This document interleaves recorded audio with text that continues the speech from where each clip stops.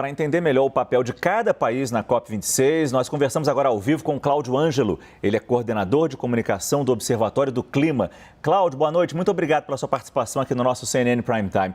Como é que o Brasil vai para essa COP? O país chega com novas propostas? Seremos ativos, ousados ou vamos mais ouvir? Vamos ser mais pressionados?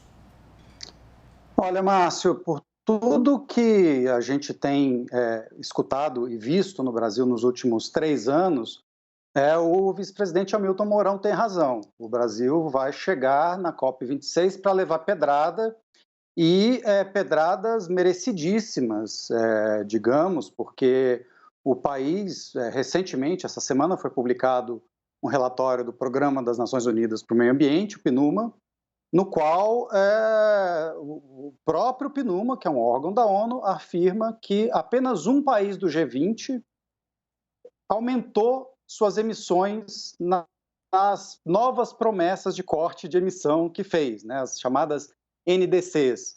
Então, os países do G20 respondem por 80% das emissões do mundo. Então, quando a gente fala de cortar emissões, é nesses 20 países que o esforço tem que se concentrar.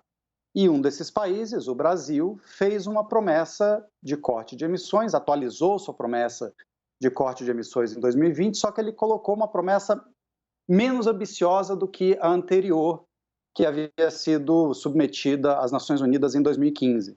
Então, o Brasil chega com uma NDC menos ambiciosa, com o desmatamento em alta, com o crime ambiental correndo solto na Amazônia, e a gente viu também que nós, do Observatório do Clima, lançamos ontem um relatório sobre as emissões do Brasil em 2020. A gente viu que o Brasil poluiu mais e ficou mais pobre no ano da pandemia, no ano passado.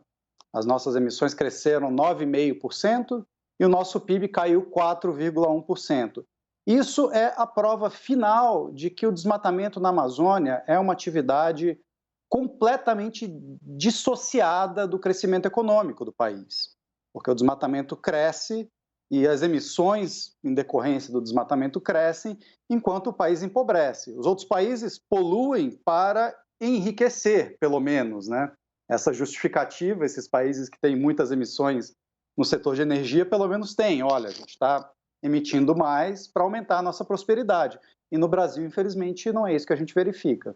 Pois é, em 2020 a gente viu, né, Cláudio, praticamente todos os países do mundo reduziu a emissão de gases, foram reduzidas as emissões de gases do efeito estufa por causa da pandemia. O Brasil foi um dos poucos onde cresceu isso, deixando muito claro exatamente o que você falou, algo dissociado com o crescimento de país. Agora, a gente não consegue, então, combater o desmatamento. Não está sendo eficaz. Tudo que o próprio vice-presidente Hamilton Mourão fala não está sendo eficaz para combater o desmatamento. Márcio, na verdade, o governo está sendo muito eficaz em desmontar as estruturas e o sistema de governança que está de pé aí há 30 anos e que combate o desmatamento. Vamos lembrar aí que um dos primeiros atos do novo governo, né, já no primeiro dia de governo, foi reestruturar o Ministério do Meio Ambiente, acabando com a Secretaria de Clima e Florestas.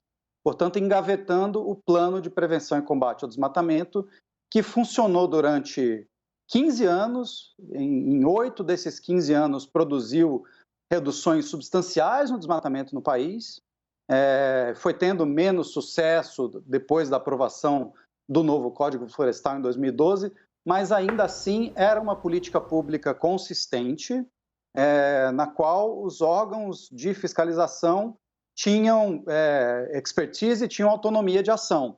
Isso tudo acabou. Né? Vamos lembrar aí das frases do presidente de vamos acabar com a indústria da multa, não vamos demarcar nenhum milímetro de terra indígena mais, vamos reverter as terras indígenas que já estão demarcadas.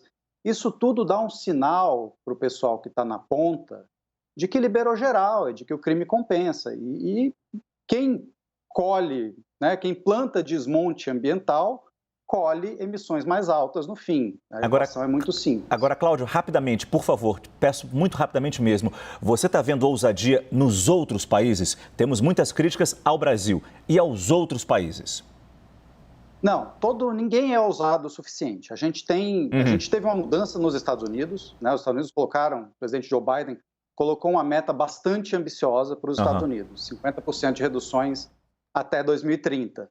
A União Europeia também tem metas ambiciosas, os anfitriões britânicos têm metas ambiciosas, mas nenhum país tem metas sequer que toquem a superfície do que é necessário fazer. Aham. Todas essas promessas, elas vão nos levar em 2030 a uma redução de 7,5% nas emissões, o que a gente precisa de 55%.